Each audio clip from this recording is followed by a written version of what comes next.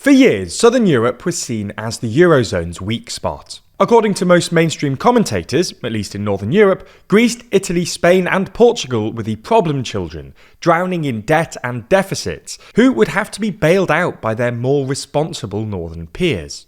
Today, however, the tables have turned. France is in a deep budget crisis, with talk of an IMF bailout. The Netherlands and Sweden are flirting with recession, as is the EU's former industrial powerhouse Germany, which has been grappling with a deep economic downturn since 2019.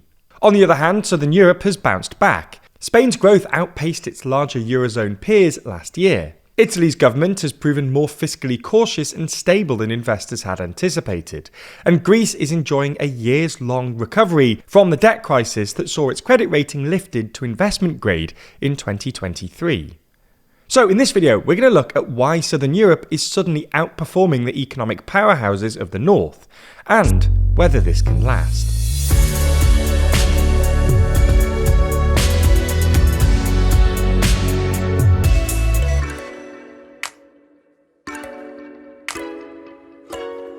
Never miss an episode and always feel in the loop by subscribing and ringing the bell.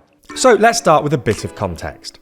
Southern European countries always had lower productivity and GDP per capita than countries like Germany, but the economic gap between Northern and Southern Europe was amplified by the Eurozone crisis. In short, in the 90s and early 2000s, many Southern European countries racked up some pretty significant debts. This problem had something to do with the introduction of the euro, which allowed Southern European Eurozone states to borrow at significantly lower rates than had been previously possible. Portugal's debt-to-GDP ratio, for instance, rose from 50% in 1999 to about 70% in 2007, while Greece made little to no progress paying down its debt burden, which remained around 100% of GDP for most of the 2000s. After the Eurozone crisis, governments had to engage in massive spending to keep their economies afloat and their electorates happy. Public debt shot up, especially in Southern Europe, reaching 130% of GDP in Portugal, 100% in Spain, and as high as 170% in Greece. As borrowing costs rose and sovereign defaults loomed, these countries appealed for help from the EU and ECB, but more frugal Northern European economies made any bailouts contingent on the implementation of tough austerity measures. Unsurprisingly, this sparked a heated debate between the North and the South, and this is when the meme about Southern Europe being spendthrift slackers really took hold in the discourse.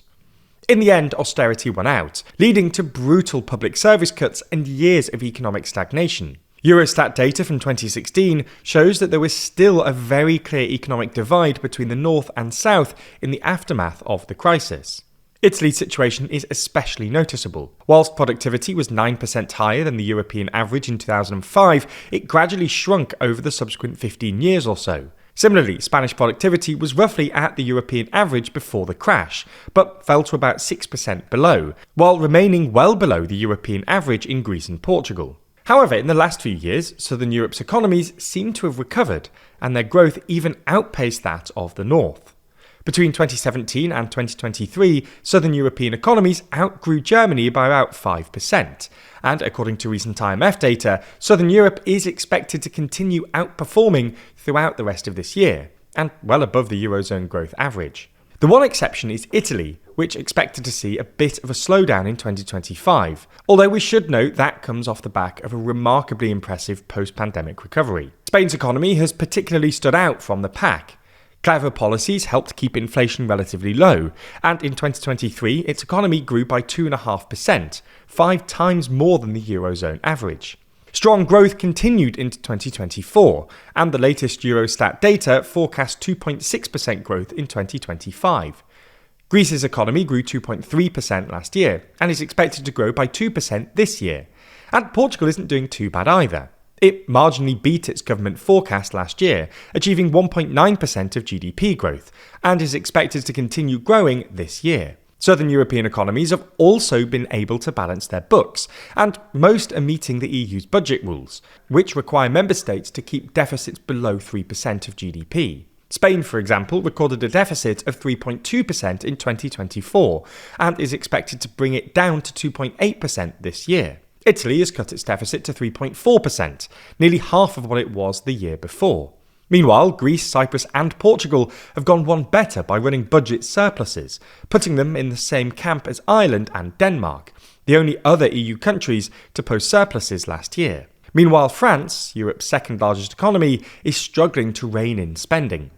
Its deficit is 5.4% of GDP, with debt above 110%, among the highest in the world.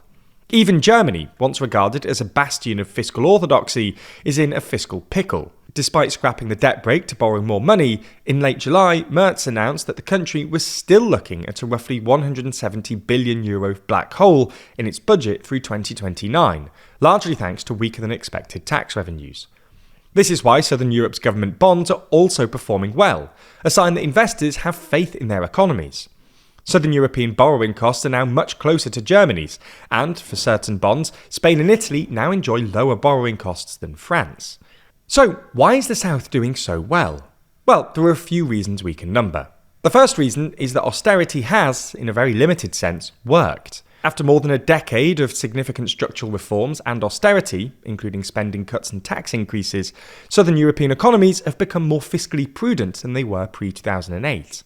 The second thing to note is the EU's €800 billion COVID recovery fund, which has predominantly benefited southern countries, with Italy and Spain the first and second largest beneficiaries of the fund. This has allowed them to better manage their heavy debt burdens and finance structural reforms, which have become critical to developing their economies.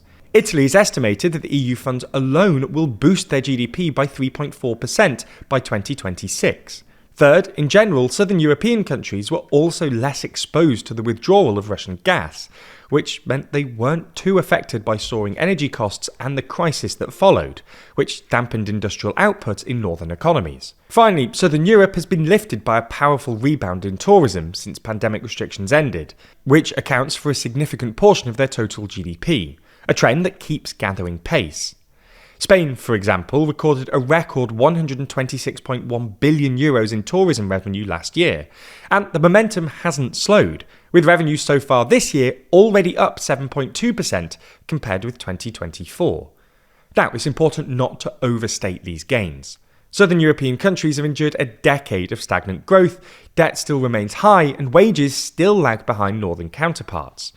But the recent turnaround showed that fiscal discipline, reforms and EU support could be closing the historic gap between North and South. It's no secret that problem solving is always found at the heart of politics, whether that's through making important decisions or just understanding how the world works.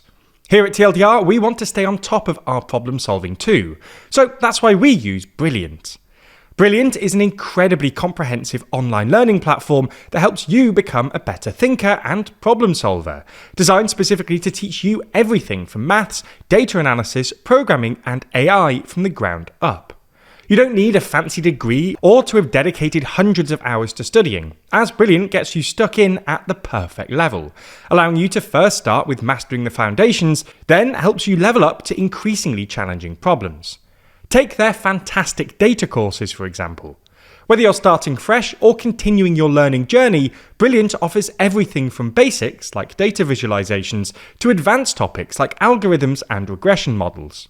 Using real-world data from Airbnb, Spotify, Starbucks, and more, you'll learn to see trends, parse and visualize massive datasets, and make better informed decisions.